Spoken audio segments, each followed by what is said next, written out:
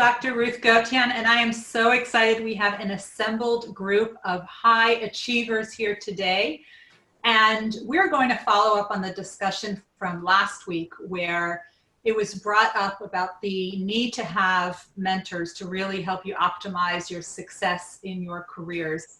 And everyone who we met with last week, they all had mentors. And what I often hear, the feedback that I get from people is that they know they need mentors, but they don't know where to find them. In fact, there was a study last year that said 76% of people know that they need to have a mentor in order to succeed, but only 37%, only a third of people actually have one. So people don't really know where to find mentors, and they don't know how to make the ask for a mentor. So I thought I'd start today's conversation with just giving you some tips as to where you can find a mentor. I'm actually writing a book about 35 places where to find a mentor. So I thought I'd give you a sneak peek of some of them. And then we'd have a conversation with our high achievers about some of their mentors and how they came across them and some great advice they got. And then remind me at the end, I'm going to tell you the words never to use when you ask someone, when you want someone to be your mentor.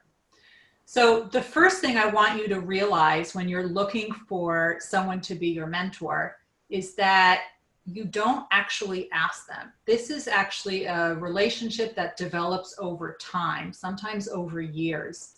So really what you want to do is you want to put yourself in a situation where you're meeting really interesting people. And they could be people who are senior to you, people who are junior to you, and people who are at your level. And we can talk another time about why you want those three levels of people.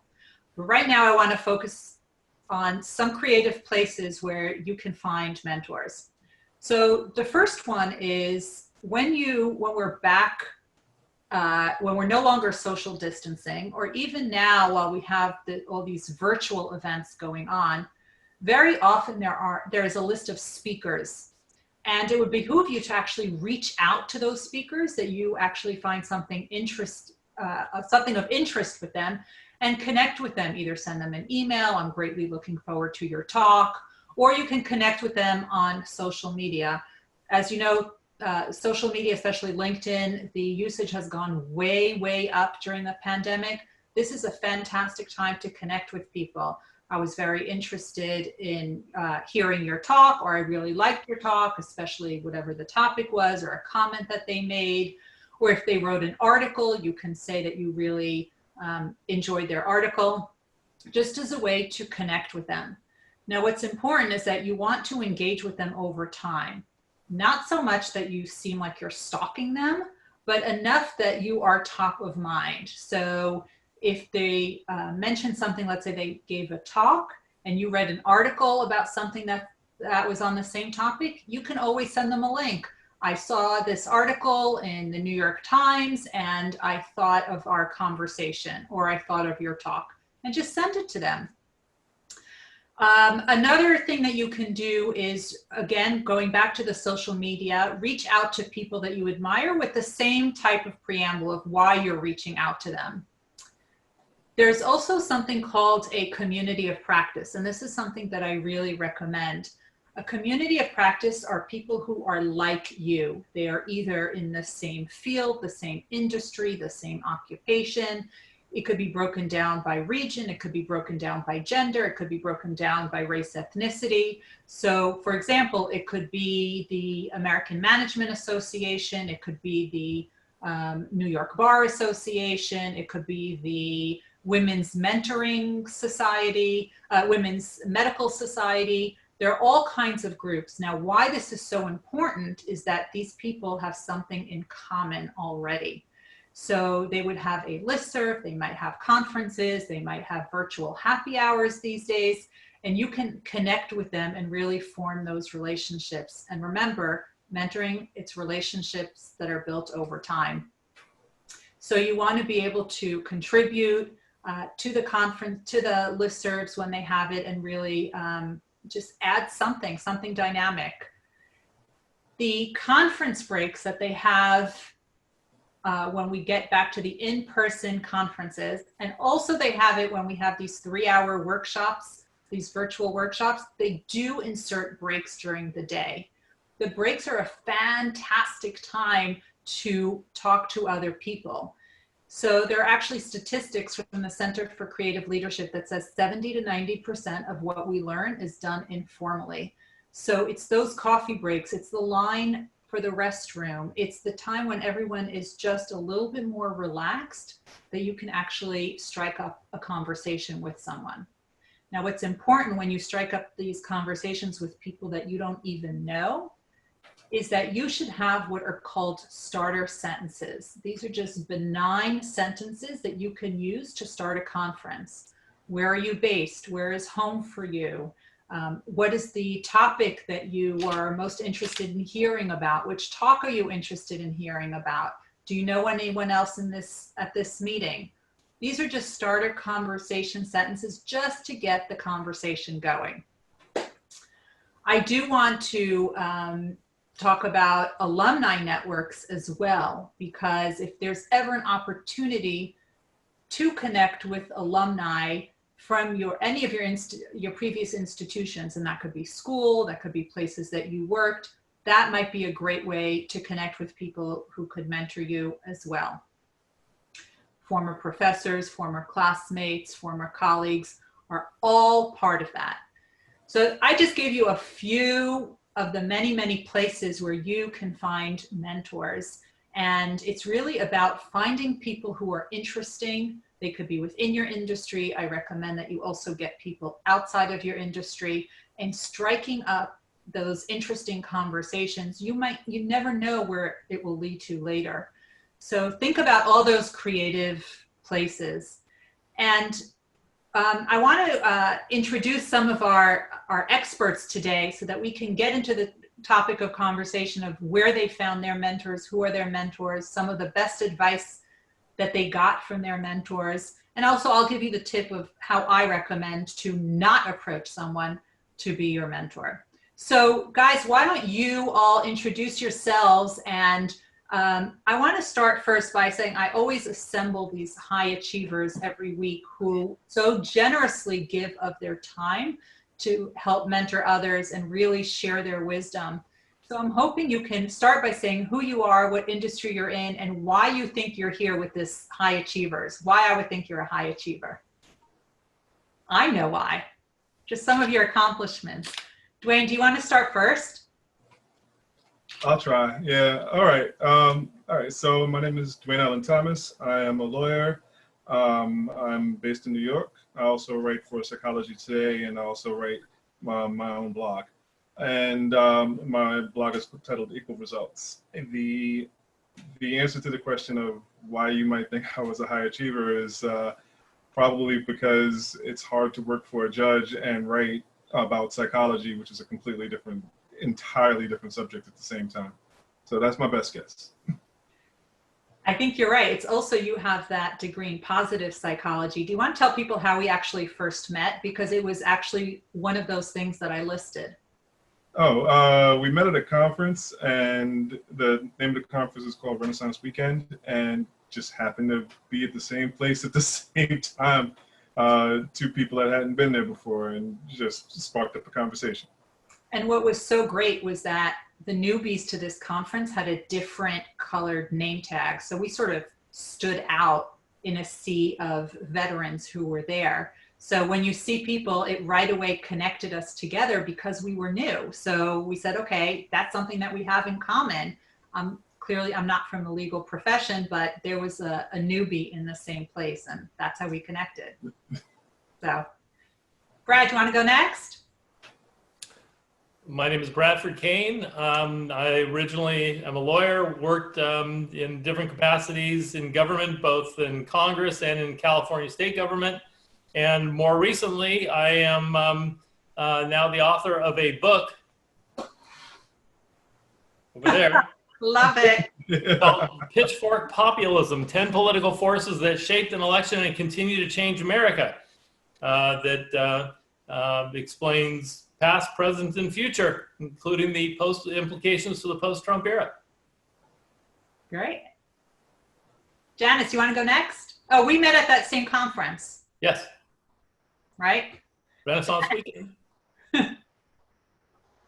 Hi, thank you for including me. I'm Janis Lynch. I'm a retired attorney, and I'm also CEO of Hearing Access and Innovations, which has set out to help companies, government agencies, and organizations become accessible for people with hearing loss. The reason I think I'm included is because I don't accept no for an answer. And I always feel that no is just a starting point in a conversation. And so I think I'm here because I've affected significant change around the country for people with hearing loss. Can you give a, for instance? So as I mentioned last week, I mentioned the taxis. So this week I'll mention the National Park Service. Every time my family, I have a daughter with a hearing loss, and every time we went to a national park, the access wasn't in place. And I learned very quickly that if you filed something called a 504 complaint, your complaint rose to the top of the pile. So it's important to understand how to make your complaint stand out. And sometimes it's as simple as saying 504 complaint. I filed so many 504 complaints that I received a call asking if I could testify before the subcommittee in Congress for the National Park Service. Yet that's how many complaints I filed. I find if you complain enough, they stick you on a committee or ask you to testify. So I get appointed to a lot of committees and asked to testify. And so after I finished testifying, they agreed with my complaints, and I set out to help write the first federal guidelines to define the word effective access under the Americans with Disabilities Act for people with hearing loss. And one of the people I helped write it with was John Jarvis, who then went on to become the director of the national parks. And I'm named in the guidelines. So I helped define the term without going through Congress. So I think that's a very clever way of figuring out how to solve problems by going around the borders of a puzzle so people don't realize what you're doing. Love it. Love it. Thank you. Dr. Susan, now we need a break from the lawyers. Unmuted. Okay, I just unmuted. So hi, thank you so much for having me here, Dr. Ruth. And I'm Dr. Susan Bernstone, and I have been in the field of mental health, emotional health, relationship health for many, many years. I've done this in many different settings, in agencies, as an administrator, the beginning of managed care, also as an administrator. And I also always had a direct private practice where I work with a variety of different people. Recently, over the past, I guess, 8 years or so, I've been working with actually very, very successful people who are having difficulty in relationships with themselves, as well as relationships with others, as well as in their workplace. And sometimes we talked about this a little bit last week of imposter syndrome. And so I help successful people with those issues. I'm a professor of psychology at a community college. And about 6 years ago, I started to do public access television and podcasting. So I started producing and hosting my own television talk show. It happened to be something that was on my bucket list, and I did it, and I learned everything there was to learn a little bit about television production. And so I started that and did some podcasting. And so that's what I've been doing. And I've been also doing it through this vehicle now in terms of Zooming since the pandemic started. And I've also started working with the Mentor Project in terms of helping the Mentor Project to also go on public access. And it's very exciting because we are just started to actually go in Brooklyn on public access, as well as it's really worldwide because it's streamed live.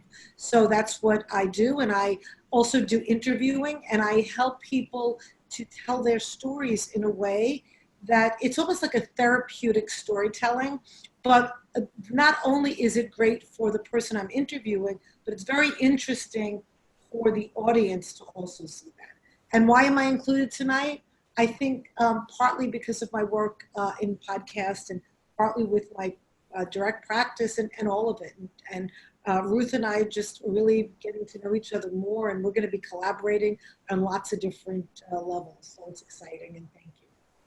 And Susan actually started mentoring me as to how to do this effectively. I am really pulling into her knowledge and her expertise on this. And she said, would you like some feedback? I said, I'd love your ideas for enhancement, because that's the way I see feedback. So she's really been helping me out with this. And the way we got to know each other, so all of us met at this one conference, but then during the pandemic, Dr. Susan was actually the one who started these virtual happy hours for us once a week. And we all got to know each other really well as a result of that experience. And that's really how I first met Susan, and that's how I first met Janis. The others I met at this conference. So it's actually our community of practice that I was talking about. A community of practice is really that support team that you go to for extra information. And Susan actually is the one that set that up for us. It's one of the highlights of my week. I don't know about you guys, but I look forward to it every week because we learn so much from each other. And we all have very, very different backgrounds, but it's about surrounding yourself with these interesting people. So, Liana, could you tell us, hi, who you are and why you think you're here with these other high achievers? Wow, I think that the reason why I'm here, you should be talking about the reason why I'm here. I think I'm here because I asked to be here. I asked to be, I did. I mean, I did. I was like, high achievers. Yeah, can I join? So I don't know, do we need a reason to be here? I think the reason why we're all high achievers is because we go for something that isn't visible. I think what all high achievers have in common is that, I don't know, maybe you guys have a different idea about this, but it's like we go for things that haven't been done, or we think that haven't been done. We go for things, we go into the gaps between, there's something here and there's something here, and then, like Janis was talking, 401, 405, whatever that thing is. 504. 504. It's like this dyslexia. See how dyslexia works? I'm telling you. So why am I here? I'm here because I think you guys are all awesome. That's the reason. The first reason why I'm here, Ruth, is because I think Dr. Susan and Deborah and you are just awesome people, and I want to hang around people who are awesome. So that's the first reason I'm here. I am here because I feel maybe like other people who are higher achievers, that what we've created in the world and what we bring to the world is needed, So we put ourselves into situations where we've created something that was needed and the world didn't know about it, and people go, really? You did that? Wow, how did you do that? And I said, well, it was needed, so I created it. It wasn't there, so I thought I should do it. And I think that's really hard for a lot of people who don't think this way to get their feet into. And so you say, where do you come from? What have you done? So I created something that wasn't there. I created a new domain in the world of, some people call it image consulting. I created it as the world of image therapy. So I took the world of therapy and I took the world of image consulting and how we feel about ourselves when we're wearing clothes. I took the world of the conditioning of fashion. I took all these different domains and put them together and constructed a new domain called image therapy. And essentially what that is, it's the understanding of the self-scribing, self-authoring, the self-image that I have, and to use clothing not as armor, but to use clothing as a frame of who we are. Jewelry, clothing, the walls around us, the tools that we take with us into our lives every day, because the clothes that we wear are like our second skin. They envelop us all the time. They're on our bodies longer and closer to us than our lovers. They're closer to us than our children. And we don't really think about the relationship that we have to the relationship of these tools. And so it's opened up for the last 35 years. It's opened up a whole new world for people to think about themselves and why they wear certain things and the history of how they grew up and how their mother dressed them and what kind of imprint that has left. And, you know, what are they thinking when they're putting on their, are they even thinking about when they're putting on their clothes, and what do clothes do, and what message do they send? I mean, we have I don't know how many $1 trillion worth of industry in fashion, and it's not really helping people feel better about themselves. So I wanted to set out to find a system where people can actually learn about this masterpiece that they live in and how they can use clothing and jewelry and everything else that's in their lives as a tool to support their esteem, their story, and their message into the world. And you have addressed some of the biggest names in Hollywood. I have, and it's been a joy and a pleasure and a privilege, and sometimes it was hard. And I say that because I have reverence for everyone in Hollywood, because to be in Hollywood and to be, look, when I was working with Cher, I was working with Bob Mackie for many years, and when I was dressing Cher, I can tell you that the empowerment that some of these people like Diana Ross and Cher and a lot of the people that, you know, we came across and worked with, their mastery in their domain, in their field, is so powerful to be around. And the way that they would look at someone who was dressing them, they would, like, Cher would just stand there like a candle for hours and let us work on her. And she never complained, and she never bitched around, and she was classy and wonderful, and all she wanted was her Dr. Pepper, and she, you know, and there are so many stories out there that are negative about so many people who've been so successful in Hollywood. And I don't have any negative stories. Well, Diana, I think where we're excited is that you're mentoring us how to look camera ready. And she is the reason that we're not wearing for those of us who are New Yorkers, where we always wear black. She's the reason we're not. It's a hard move, but she's trying to get us camera ready. So look how beautiful you look, all of you. I mean, just like all, you know, just a little bit of color. Look at what it does. We're trying. It's so gorgeous. A lot of those who know me know that I am obsessed with high achievers. I study them. I have interviewed Nobel laureates and astronauts and Olympians and that level of people. And it started because I have worked with high achievers for about a quarter of a century. I got my doctorate later in life while working full-time and raising a family. And I really looked into those high achievers and what is it that they are doing when the rest of the world is sleeping. And I said, what I'm going to do throughout these shows that we're having, I'm not going to give a whole keynote about it. I can just do that some other time. I can come to your organization and teach you all of that. But I want to talk about individual things that they have done, because these micro steps, everyone can really implement into their own lives today, and it'll have a profound impact. And one of those things is mentoring. And I think, Brad, you said it last week, find a mentor and just be quiet and listen. And I think your words were absorb everything that they say like a sponge. And I remember thinking when I interviewed a very, very successful physician scientist who had several drugs approved through the FDA, which is no small matter to do that. And I said, so how are you mentoring the next generation to do it? He said, oh, it's really no problem. I bring them into the conference room. I call the FDA. We put it on speaker. They're listening to the entire conversation and all that negotiation and all the explanation that's happening and the push and the pull. And then we discuss it afterwards, after the conversation. What did you learn? What did you hear? What did you miss? Why do you think I did this? Why didn't you think I did? They actually analyzed it afterwards, which I thought was an incredible way to mentor. And it really bounces off what Brad said last week about just be quiet and listen.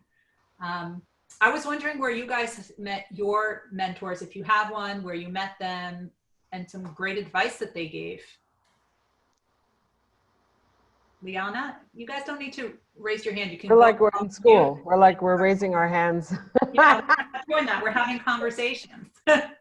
So I think that my father was one of my biggest mentors. He died at 54, and he was very young, and so my dad just mentored me by showing, you know.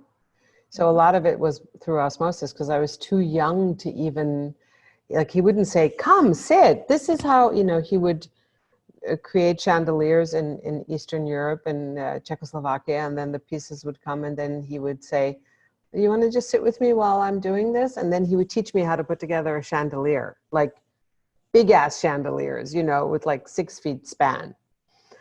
So my dad, but I think that in this day and age, the people that have mentored me the most, Jack Canfield is a good friend of mine, the Chicken Soup for the Soul, Jack Canfield, and he's all about mentoring. And one of the things that he was my VIP client before he became also a mentor. And 6 or 7 years ago, he said to me, "Liana, you have to put what you're doing on video. Let me just give you this one piece of advice." And I was so arrogant 7 or 8 years ago. And I said, "No, I can't do what I do on Zoom or on video." You know, then it was like, I don't know what it was. It was something else. And he said, "But you have to, because that's where the world is going. Listen to me." And I said, "Okay," you know, very reluctantly. And here we are, you know, we're already doing big things in our lives. And then I got really arrogant, and I said, "No, I can't do that." And I'm so glad I listened. You know, but that's one of the things about being a mentor or being a mentee, which is still to this day in my body. Like the lesson when someone gives you advice, I don't care who it is, whether it's my granddaughter or whether it's another mentor, it's one of us, you know, when in our circle on Saturday night, when someone speaks, just listen. It doesn't matter who's speaking. It's that there could be a nugget in someone else's sentence. And if I just like get out of my head and shut that up and just listen to what's out there, maybe I could just learn something. So Liana, you know, the most successful people in the world, they've all had mentors, and the mentors push them to the edge of where they're comfortable, and then a little past that, but they have the scaffolding in place. There is that safety. Yeah. And look, those of us who are mentors, you know, I always say I mentor in a way that I don't coddle. I don't think that coddling is useful to anyone. So I push to the edge and beyond. And often I always say that, you know, breakthroughs only come through breakdowns. They don't happen when everything is comfortable and nice and easy.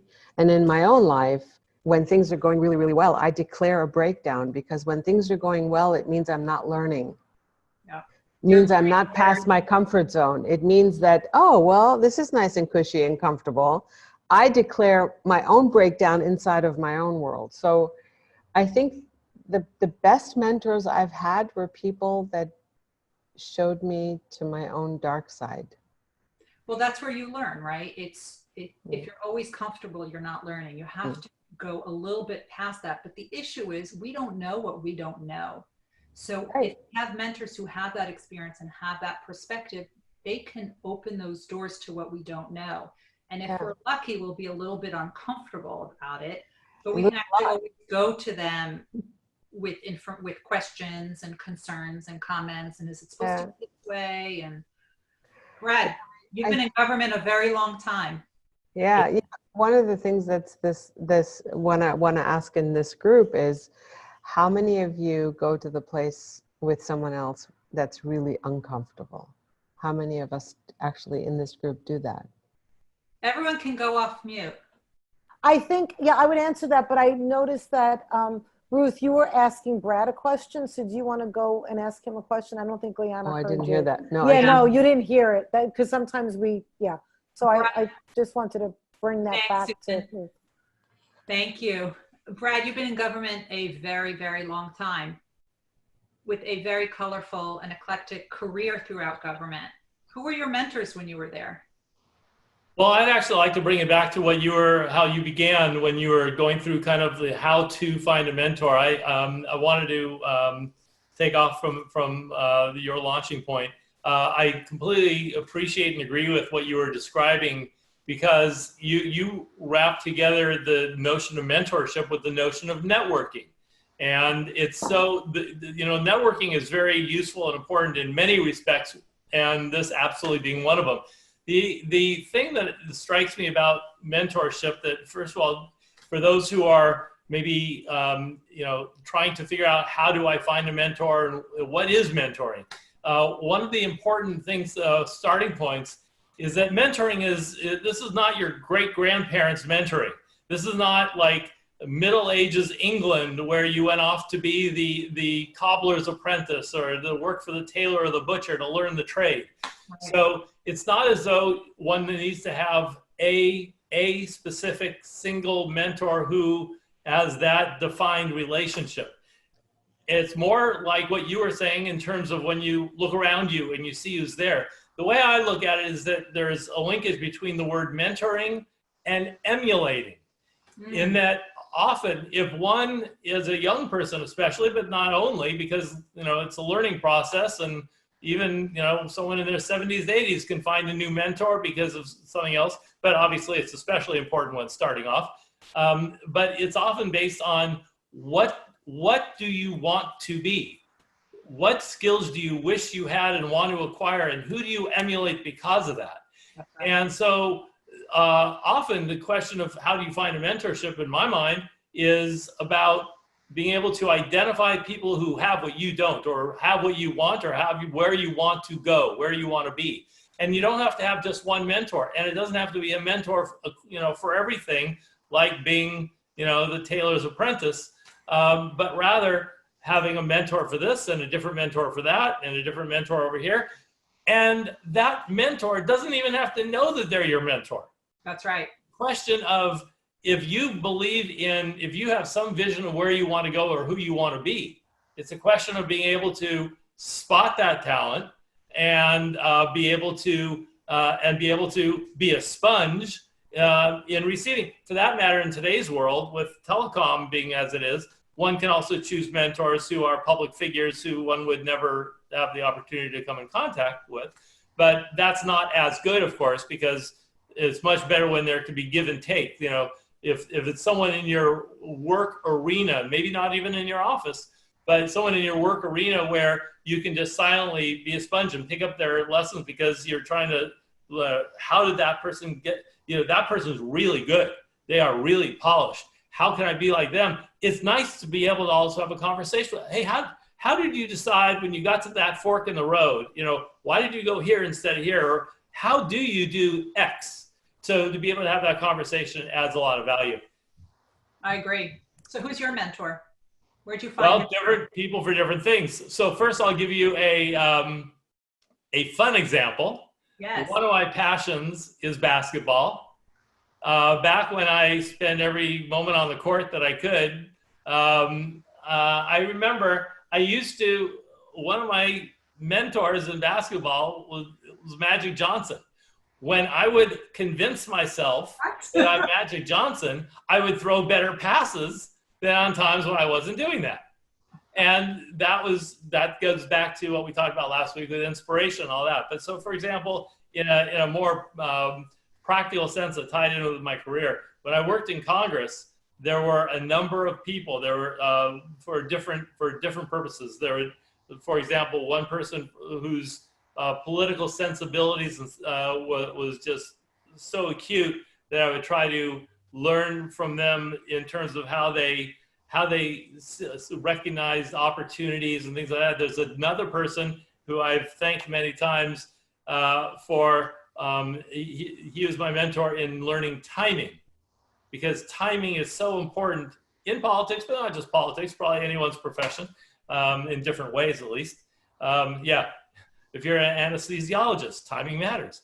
But timing, I learned so much by watching what he would do and seeing when he would say, no, let's hold back.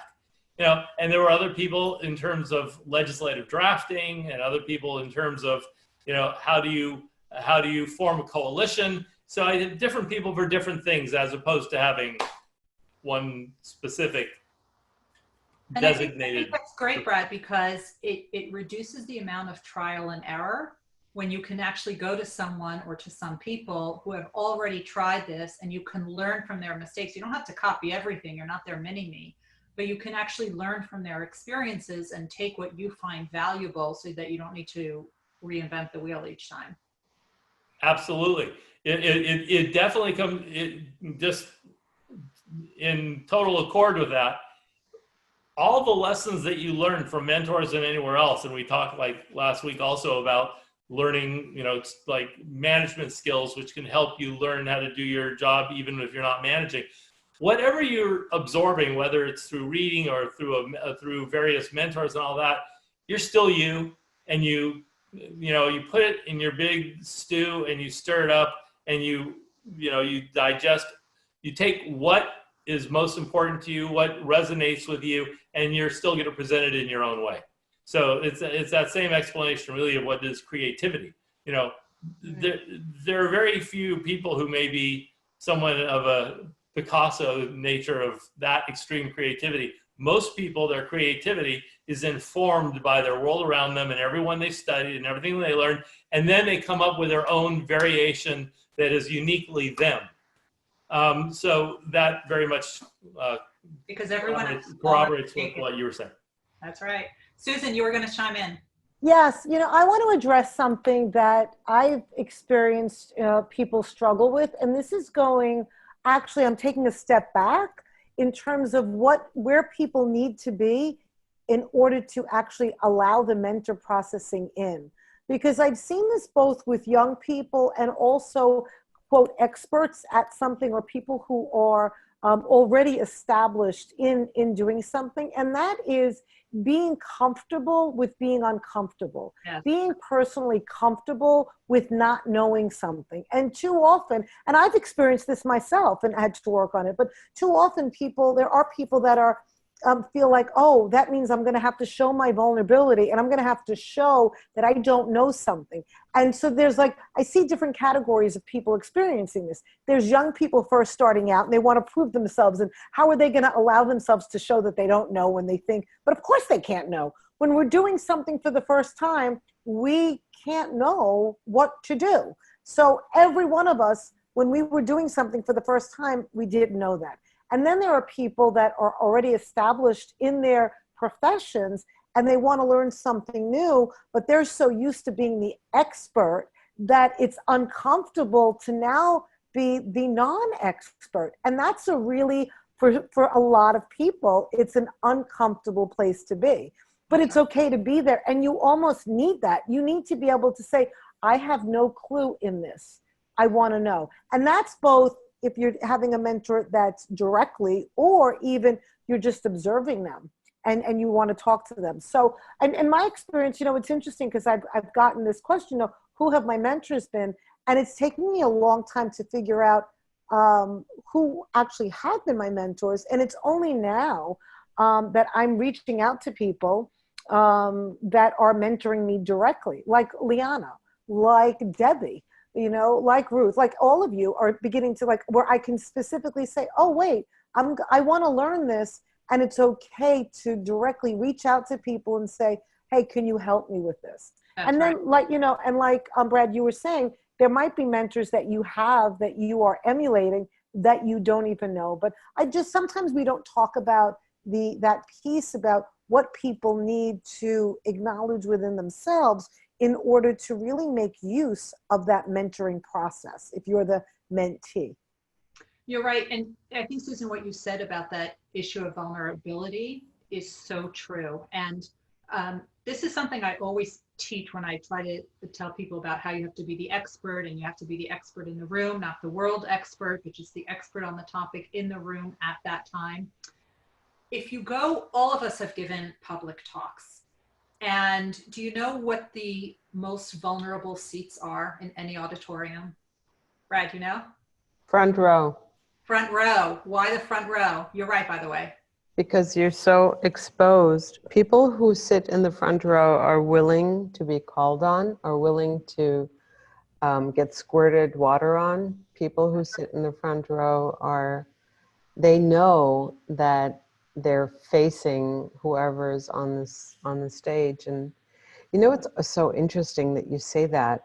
By the way, finish your thought, Ruth, because I have something. Do you know who generally sits in the front rows? I do. I always. I do too. I always say so me funny. too. I'm like, wow, I never knew this. I always The high achievers. in the front row. I get distracted. I start noticing like other people's twitchiness and what they're doing. If I sit in the front row, I have to focus. So it is high achievers with the self-confidence, but it's really, they're called power seats. Those front rows are called power seats because it's the highest level people in an organization that actually sit there. Yeah. And if you look at it next time when we go back to our conferences, when we have it, look who's always sitting in the front. Now, I want you to look at who sits in the back. They are generally the more marginalized groups, by the way, statistically. Wow. So what I try and do, as soon as I found this out, I did what Janis did. I sat in those power seats. And the second you sit in that power seat, it's like what Liana said with the clothes, that it can give you power. All of a sudden, that vulnerability is gone. It is gone. Yeah. So as I teach this to people, it's my own little mission of changing who is actually going to be sitting in those power seats. If you're ever giving a talk, or you're ever teaching a class, or you're ever giving a presentation, I flip the room around. So I always do. I always go to the back, and the back of the room becomes the front of the room. I completely change the dynamic. Yeah. And all of a sudden, those people who are in the back now feel empowered, and you just see the difference in their body language. It's completely different. Yeah. See, I've always sat in the back, but there's usually a wall so you can relax and stuff. And also there's a psychological thing of where a person who sits in the back in the middle usually is the person who challenges the professor, and that was usually me. And I was also too tall to sit all the way in the front. So, I always got used to sitting in the back. But you might have been too tall, but now very often the auditoriums are at an incline. So it doesn't matter if you're tall. But you still have the wall. You don't lean back into somebody's it's harder to relax. So. It's harder to relax for sure. Janis, you were going to say something?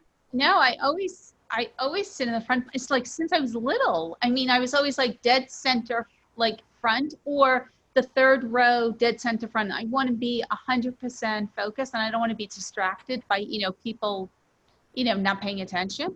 Now you know why you're on this high achiever Zoom.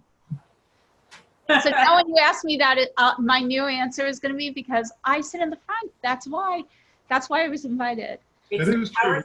Ruth, what's so interesting? Do you guys think of yourself as high achievers? Nah.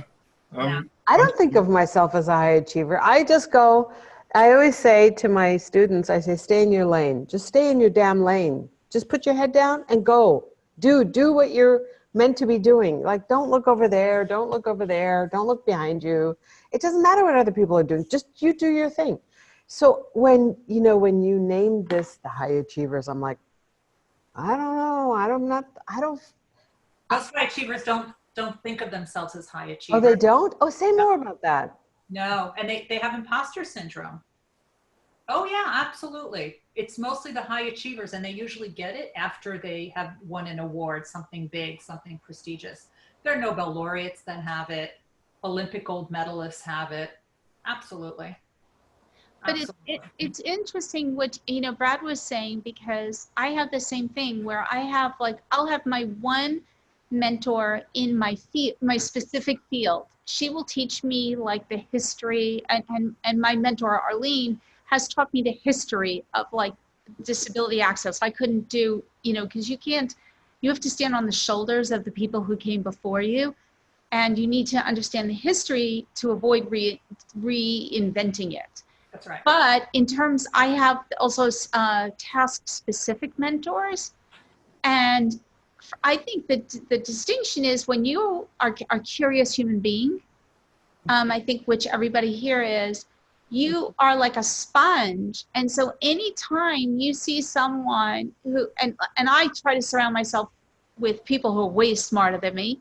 So anytime I'm with people who are smarter and I see them excelling, I want to learn from them. And I can't like almost learn enough trying to absorb from that. So I think, you know, that's helpful, is just also surrounding yourself with people much smarter than yourself. Because if you're not, then you're kind of in a stuck, and then it becomes like a self-congratulating group. I don't know. That sounds really boring, you know, to be around people who are just like, I don't know, it's not interesting. But when you're around people, and that's what I think all of us are part of Renaissance Weekend, love about Renaissance Weekend. You're not the smartest person in the room. In fact, you feel like you're the dumbest person in the room. Right? Right? Imposter syndrome again. No, you are, because they're Nobel laureates. You really are the dumbest person in the room. Oh, but see, Janis, that's the thing. They know something more about something very specific. They don't know about how to get hearing access in national parks and taxi cabs. That is true. I once sat at breakfast with somebody who was a Nobel laureate asking me about hearing aids. And it was pretty funny because I remember thinking, really? Like, how are you asking me a question? You are on the front page of the Times. But But see that you want to be those pushed. You want it, things- like me, I want to be constantly pushed. And it doesn't matter. It's not even just in my work. It's also in my fun activities. It's like, you don't want to play. If you're playing a sport, you don't want to play with people like you. You always play with people who are better than you. That's right. And I also think it gets to the whole notion of intelligence, right? And so, you know, there are different types of intelligence. So maybe somebody was really good in one thing and they won a prize for it, but that doesn't mean that you're not intelligent because you do something else. That's right. And another point that I also wanted to make is that, you know, as Brad, you were saying, you have different mentors for different things, and we all need different mentors for different things because we're complex people with different aspects of us, and we're all individuals. So what I might want to emulate in one area, it's the complexity of somebody, and we don't have to somebody doesn't have to be exactly the way that we want to be, because, you know, that gets into this whole perfectionism, and no one is, we're either all perfect because we're perfectly the way we should be, or no one's perfect. It's like an either or, and we have to look through that lens.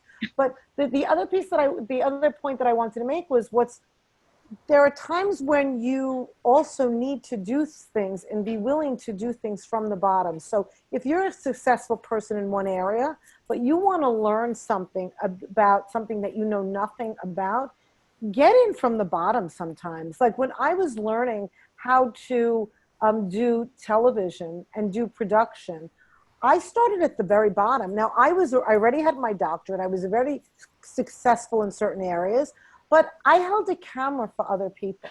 I literally walked around holding a camera, and that's what I did because I wanted to learn about everything that they were doing, and I was okay with that. I didn't need to be the doctor in the room. I was able to just be, you know, schlepping things around that day because I was absorbing so much, and it allowed me to do that. And so, you know, it's okay if even if you're just starting out, start out at the bottom, learn every aspect from all the different people that are in that, whatever it is, that company or that place.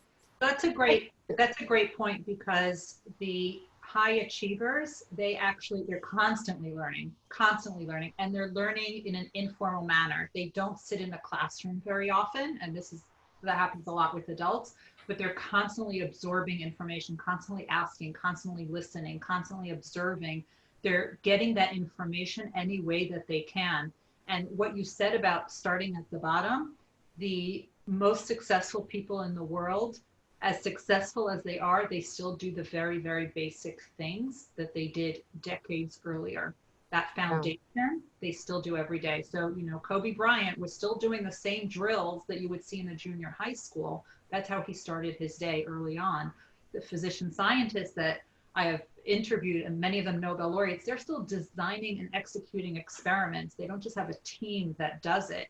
They're literally doing it themselves as well. Some of them were even fixing the machines. I had to be on hold while they were fixing some machine that broke down at the beginning. They didn't just Yeah.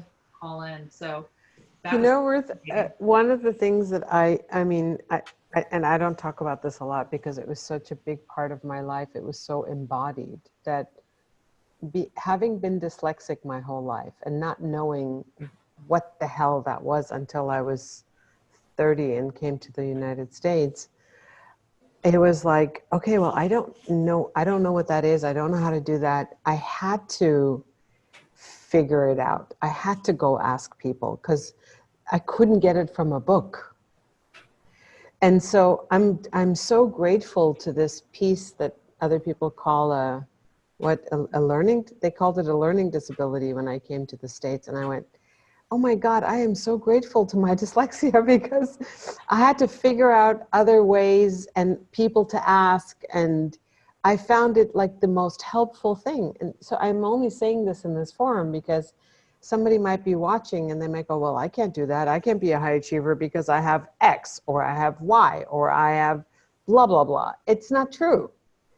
I think those X, Y, or blah, blah, blah are the pieces that make us the most amazing, creative, seeking. Like, you know, we seek to find things. So that was the other thing that these high achievers have is obviously they have the work ethic, but they have this deep-seated level of perseverance that all of these struggles that they have gone through, if it's many of them had learning challenges, many of them had some home medical conditions, there might have been funding issues, they may have had publications that were rejected, they had grants that were rejected, they had coaches that they didn't get along with, but all of these things were just bumps in the road. They were hurdles, and they knew that they were going to get through it, over it, around it, under it. They were going to get to the other side to meet their goal. They were not going to let any one thing stop them. They knew it was just a bump in the road. I do want to circle back before we finish about how to ask someone to be your mentor, or more importantly, how to not ask someone to be your mentor. So every time I asked someone to be my mentor, it was a disaster. It was an absolute disaster because they did nothing. And I would get very, very frustrated. And then I realized I was essentially asking them to take on another job. And who has time for that? We are all so busy. So now what I ask them is, could I ask for your perspective on this? Can I ask for your help on this? Can I ask if you have ideas? Do you mind reviewing so-and-so? And that just starts the relationship. So I think what's even more important than that is to offer something before you ever ask for something. And I think that is how you can really build that relationship more often. But I tell people, don't use the M word. Don't ask someone to be your mentor because you're asking them to take on another job that they don't have time for. So instead, ask them for guidance, ask them for perspective, ask them to review something, and put that in context. So I gave a talk to some students a while ago, and I said, ask for something, ask them to review something. And she sent me her entire dissertation to review. And I said, I don't even know you. I can't read your entire dissertation. So put that into perspective. And I'm hoping next week, actually, one of my mentors who I love dearly will join us. So I was wondering, how did you approach someone? Because I always say, you are not a mentor until your mentee calls you one. Because it's a right, it's a privilege, it's an honor, but you are not a mentor until your mentee sees you that way. And I literally did this for a living, and there were 4 people who called me their mentor and I didn't know. I just thought I was offering them guidance. So I was wondering, how did you ask someone to be your mentor? Did you ask them? Well, first with Brad, Brad said Magic Johnson was his mentor. I'm gonna go with Mike, Kobe, and Prince. Talking about work ethic. You already brought up Kobe. There's some extremely ridiculous stories about Kobe practicing, and you know, I've kind of picked up on that. With regard to your question, I would go with, I didn't ask people to be a mentor, but I will email anyone. And so when I first started getting into writing, and not writing itself, but the actual craft of writing, what I did was I read an article by someone. I emailed her to ask, can I get some information for some books? She sends me a couple of books. I read one of the books. The book is called Writing Tools by Roy Peter Clark. I read the book. Inside the book, there's a mention of somebody named Nicholas Lamont. I emailed him to ask him something about what was written about in the book. A couple of conversations later, he sends me to someone else. That person sends me to the Hurston Wright Foundation. I get into the workshop at the Hurston Wright Foundation, and then the professor from that became one of the people I speak to. So 4 people in that conversation, including Roy Peter Clark, I still email to this day to ask them questions about writing. And this is over the course of 2 years. I love it. I love it. I love it. I love how it's that whole chain reaction. And I do want to comment on your work ethic and your perseverance, because I remember we were at this conference and you were saying, I have to rush back to my room. I need to finish my article and I need to post it. I gave myself a deadline. So I remember that from 6 months ago. So kudos to you. Thanks. Wow. Anyone else? Did you ask someone to be your mentor? How'd you find yours? Yeah, go ahead, Janis. It wasn't intentional, but I did the way you did. I just kept asking questions and perspective. And I'm like Dwayne, I will write to anybody with a question and ask for insight. But my main mentor, who's in my field, I would just constantly, she was so insightful and so smart. And so I would constantly ask her insight and perspective, and then come back to her. And she loved being able to, because I was, a lot of people I think are also afraid of taking on a mentor because they'll invest a lot of the work and then the person never returns. And so they're wasting their time and spinning wheels. And I think the biggest problem is that people never follow through. And because I did come back and I would say, oh, I did that, and this is what happened, and I would give an update. And so then I needed guidance on like, how do I go, where do I go next, or what? And then we would hash it out and discuss it. And then she actually brought on 2 other people. And one woman she didn't have time to help me with my writing, and I definitely needed help. So she brought on someone who was an editor, a former editor, who would help me like review my articles. And the woman is a saint, because my writing was really horrible, and she would really help me with it. And so by having this we called ourselves the 4 Musketeers, and we would hash through different issues. And sometimes we would agree, and sometimes we would agree to disagree. And then sometimes we would, they would just like kind of push me, because I was definitely, I think, I would take more of a risk than they were. They were older women. And so I think they were a little bit, they wouldn't take the risks. So what's interesting is because I did take the risk, I ended up then mentoring my original mentor for areas that were not her strength, but were my strength. That happens. Which was really kind of very strange. Yeah, so I never asked. And you shouldn't. No, and I won't ever. Now that Don't use the N word. That's my advice. If you remember nothing else, people are going to tweet out, don't use the N word. I will never ask anyone to be my mentor, but I do, like, I'm always willing to, I think part of it is I'm willing to help everybody if they need help. Like when you've reached out to me and I'm willing to help, so people are willing to help me, because I think when people know you are not just a taker, they will help you. Yes, you have to give before you take. And then you have to say thank you. I think that's really important. Yes, I think we're going to have a session for sure on gratitude. Liana, you were going to say something, and then we're going to... Yeah, well, the first thing I was going to say, it's always better to make an offer than to make a request, which is exactly in line with offers are always better. The second thing I wanted to say is that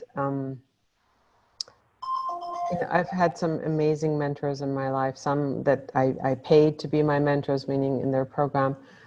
But I remember the last really amazing mentor I had was trying to ask him to be my mentor was a complete disaster, like the way you said it. And becoming a student is always better than asking to have a mentor.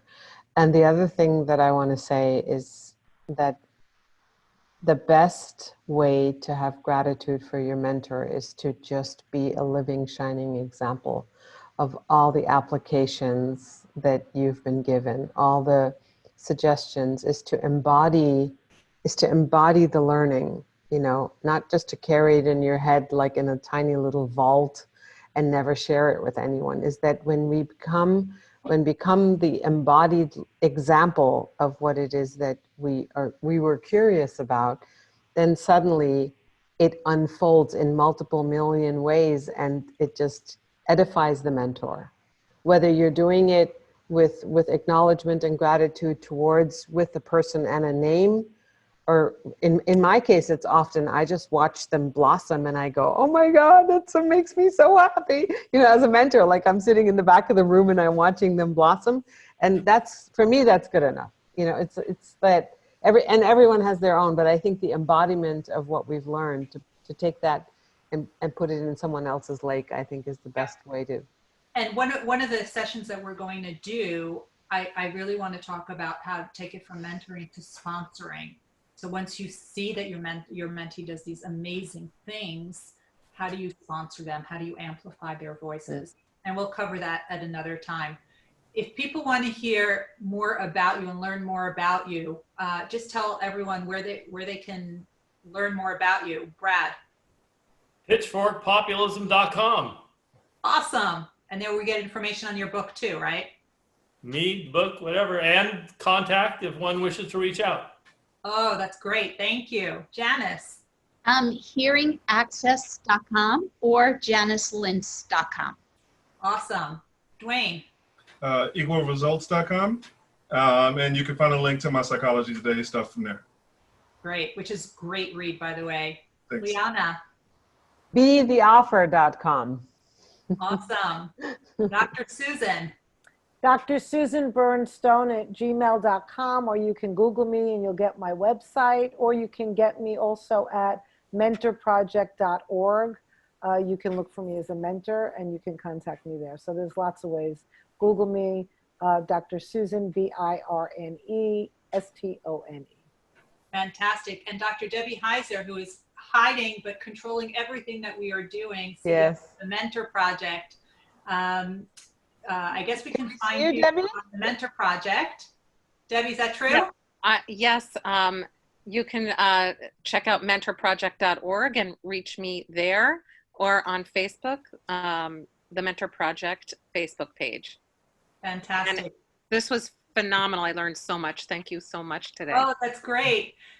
I can be found at ruthgotian.com. I actually write quite a bit about mentorship and leadership and high achievers. So there's a lot there if you want to read more about it. Again, it's ruthgotian.com. All the social media is just my name, Ruth Gotian. I am so excited about all these topics that we said we're going to talk about. And I think based on some of the conversations that we were having about how you need multiple mentors, I think what I'll start, and it was actually an article I published today in Forbes, and I think what I will teach everyone next week, we'll start off with how to build your mentoring team. Where do you find these people? And who should be on your mentoring team? So I think we'll start off the conversation that way, and then we'll kick it off. And whenever you have high achievers in the room, you never know where that conversation is going to go. It's going to go to such interesting places. So I am so excited that you guys were with me, and I hope everyone will come back next Monday at 8 o'clock Eastern Standard Time. We are so excited, and thank you guys so much. I learned so much, as it happens every single week. Thank you.